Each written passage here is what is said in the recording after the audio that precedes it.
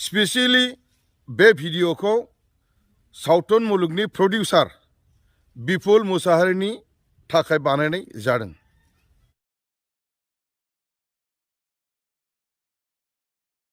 लोगोफोर, दिनै आङो बर' सावथुन मुलुगनि दिहुनगिरि एबा प्रडिउसार बिथां बिपुल मुसाहारिनि सायाव नैबे भिडिअखौ बानायनाय जादों। आसा खालामो नोंथांमोना दान्दिसे सम बहननानै बे भिडिअखौ मोजां खोनासंगोन आरो बिजिरनो नाजागोन जे दाख्लैसो बिपुल मुसाहारिया इउटुबार प्रकाश फंबायनो माखासे फैसा हरदोंमोन, नाथाय बेखौ थाब मोनफिनाखै। बिनि सायाव भिडिअ खालामनानै ससियेल मिडियायाव हगारदोंमोन। दा बेखौ भिडिअ खालामनानै ससियेल मिडियायाव हगारनायनि उनाव इउटुबार प्रकाश फंबायनिफ्राय जेसेबांनाखि फैसा मोनफिननांगौ बे फैसाखौ बिपुल मुसाहारिया मोनफिनजोब्बाय होननानै मिडियानि हेफाजाबजों फोसावदों। बेयो जोबोद गोजोनथाव बाथ्रा, बाख्नायथाव बाथ्रा।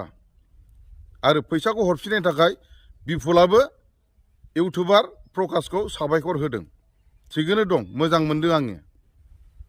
दा मा लेनदेनाव फैसा लायामोन, बेसे गोबाव जायामोन, आं बेखौ सोंनो थाङा, मिथिनोबो लुबैया। नाथाय बिपुल मुसाहारि आरो प्रकाश इउटुबार बिथांमोननि माखासे लेनदेन जोबनानै थांबाय। दानिया बिपुल मुसाहारि आरो आंनि माखासे फैसानि लेनदेन, बिनि सायावसो आं बे भिडिअखौ बानायनो सिगांदों। नोंथांमोना बेखायनो खोनासंलां। बिपुल मुसाहारिया चिरां जिल्ला गुरुबासानि। बिथाङा बर' सावथुन मुलुगनि सासे दिहुनगिरि एबा प्रडिउसार। दा आङो गासै 14टा सावथुनाव खामानि मावबाय। आंबो सासे बर' सावथुननि एक्टर। नोंथांमोना हयथ' सावथुन मुलुगाव आंखौ नुबाय।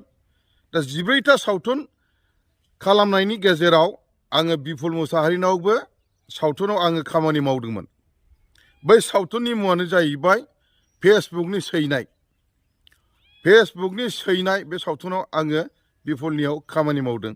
नाथाय दुखुनांथाव बाथ्रा, सावथुन मुलुगाव आङो खामानि मावनानै बिपुला रिमुनेसनखौ आंनो साफिसियेन्ट हराखै। मात्र 1,500ल' हरदों आंनो। शुटिं खालामनाय समाव मा होनना बुङो 500 थाखा हरबाय। बिनिफ्राय जेला भइस डाबिं जायो अब्ला 1,000 हरबाय। बे 1,500खौल' आं मोनदों।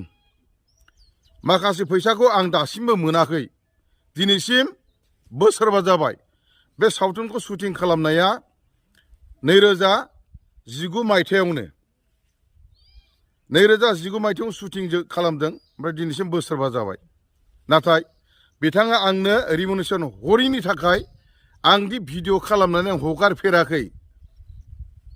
भिडिअ खालामनानै हगारफेराखै आङो बिपुल मुसाहारिनिफ्राय सिनेमायाव फाव खालामनानै आं फैसा मोनाखै होननानै बिथांखौ आङो भिडिअ मा होनना बुङो ससियेल मिडियानि गेजेरजों रावनो फोसावफेराखै। दिनैसो फोसावनो गोनां जादों आरो फोसावनोबो गोसो गैयामोन। बाथ्राया जाहैबाय बिपुला इउटुबार प्रकाशनाव फैसा मोननांगौखौ थाब मोनैनि जाहोनाव भिडिअ खालामनानै ससियेल मिडियायाव फोसावोबा, बयनोबो मिथिहोयोबा गावनि मोननांगौखौ, बा प्रकाशनि बैफोरबायदि थाब हरै आखलखौ बयनोबो मिथिहोदों।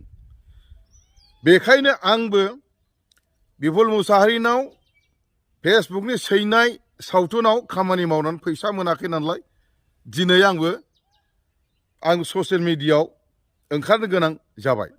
गोसो गैयामोन आं ओंखारनो, नाथाय बिपुला गावनो आंखौ थिननाय बायदि जाबाय। खारन बिपुला गावनि सोरनावबा फैसा मोननांगौखौ थाब मोनद'यैयाव ससियेल मिडियायाव हगारलायो, नङा होमबा? खिन्थु मालायनो होनांगौखौ मानो हगाराखै? ससियेल मिडियायाव मानो हगाराखै? ससियेल मिडियायाव मानो फोसावाखै? उमुगनो हरनांगौमोन हरनाय जायाखै आमोखै ओरै ओरै मोननांगौमोन मोनलाङाखै मानो ससियेल मिडियायाव ओंखाराखै आं दहायनो बुंदों बोसोरबा जाबाय आं ससियेल मिडियायाव ओंखारफेराखैमोन बुंफेराखैमोन दिनै आङो बुंनो गोनां जाबाय दे बिफलनि आखल गियान स्वभाब चरित्र आङो गोबां फन खालामदों बिफलनाव बे फैसाखौ आङो बिहरबाय थादों नाथाय बियो बुंनो फैसा गैथ'ला फैसा गैला होननानै अनेकबार आं फन खालामनो अनेकबार बियो फैसा गैला होनदों एखमबा सिलिगुरियाव दंफैयो होननानै बुंदों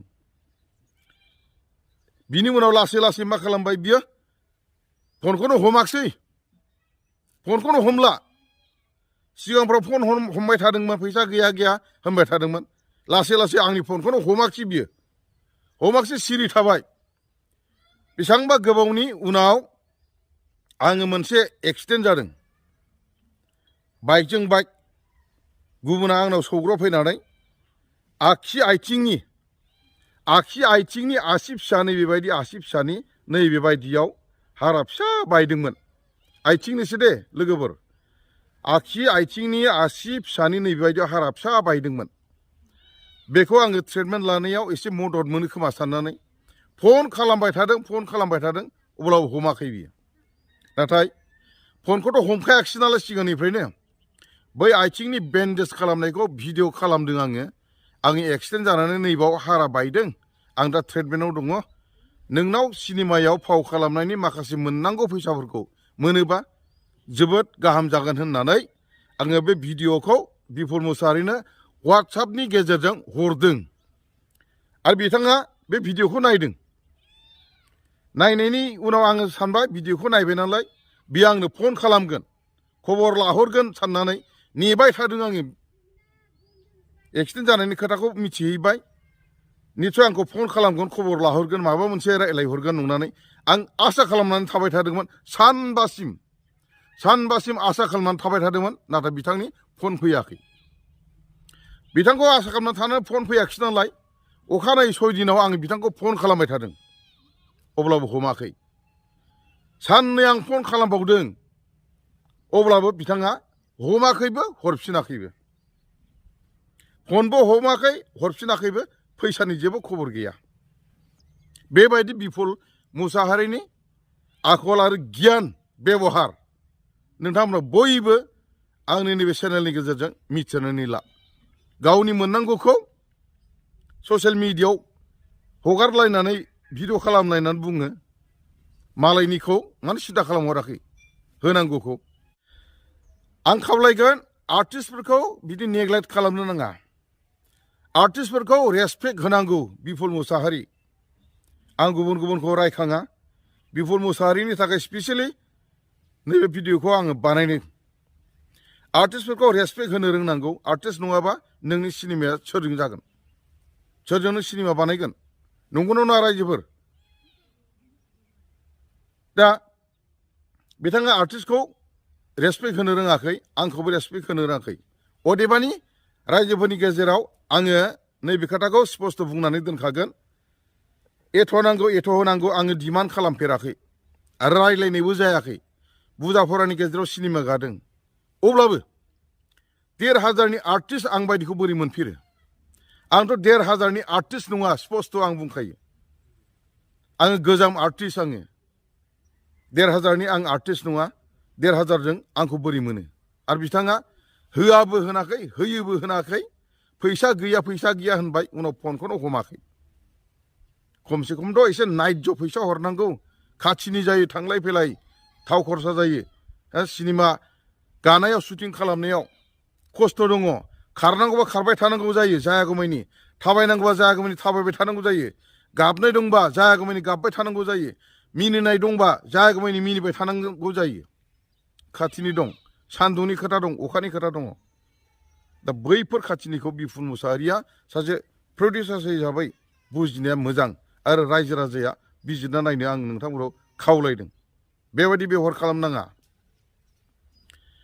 दिनै बे बिफुल मुसाहारिया चिरां जिल्ला गुरुबासानि VCDCनि चेयारमेन बेखौ आङो खोनादों जेला चेयारमेन रानदों बै समाव आङो साब्रै लोगो गुरुबासानि लोगोनिफ्राय आं खोनादों मा होनना बुङो फसायाखै बिथांखौ चेयारमेन होनो बादोंमोन आंबो बुंनो होनो बादोंमोन मानोथो होआ बै लोगो साब्रैया बुंबाय नांलायलायदों रागा जोंलायबाय गावनो नांथारगौनो इलेक्सनाव 5 लाख गारदों होननानै बुंदों बेखायनो गावहा डिमान्ड खालामदों चेयारमेन नांगौ होननानै बेखायनो होबाय होननानै बुंदों थिग आसे आंहा बुंनांगौ खोथा गैया इलेक्सनाव 5 लाख गारदों ना 10 लाख गारदों आंहा बेयाव जेबो गाज्रि मोननाय गैया चेयारमेन बिदों मोनदों मोजांल' मावनांगौ आंहा बेवहाय गाज्रि मोननायबो गैया एकमात्र आङो बुंनाया जाहैबाय नैबेखौल' बुंगोन काउन्सिल इलेक्सनाव नोङो चेयारमेन आसा खालामनानै 5 लाख गारनो हादोंब्ला चेयारमेन आसा खालामनानै काउन्सिल इलेक्सनाव नों 5 लाख गारनो हादोंबा नोंनाव आङो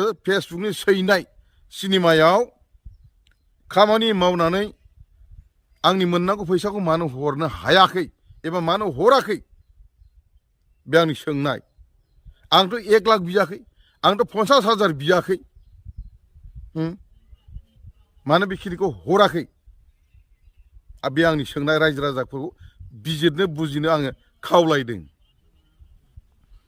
आर्टिस्टफोरखौ सनमान होनो रोंनांगौ बिफल मुसाहारि नों बिदि खालामनो नाङा बिनिफ्राय आं खावलायगोन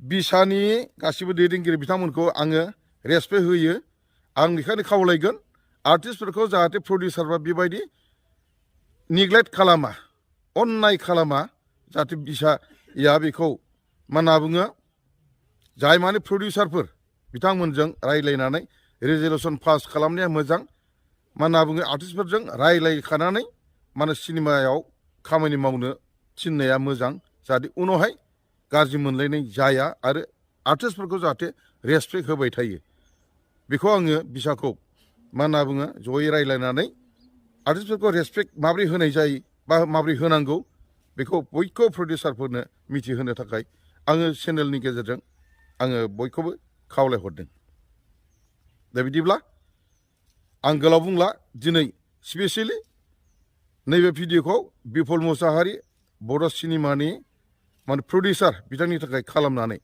बयनोबो मिथिहोबाय बिफलाबो बेखौ मिथिथों खोनाथों आरो बै इउटुबार प्रकाश फंबायाबो आंनि नैबे भिडिअखौ मोजां खोनासंनानै लायोब्ला बिफलनि सोमोन्दै मिथिगोन दा गोबाव खालामला बेखिनियाव फोजोबबाय गोजोन्थों।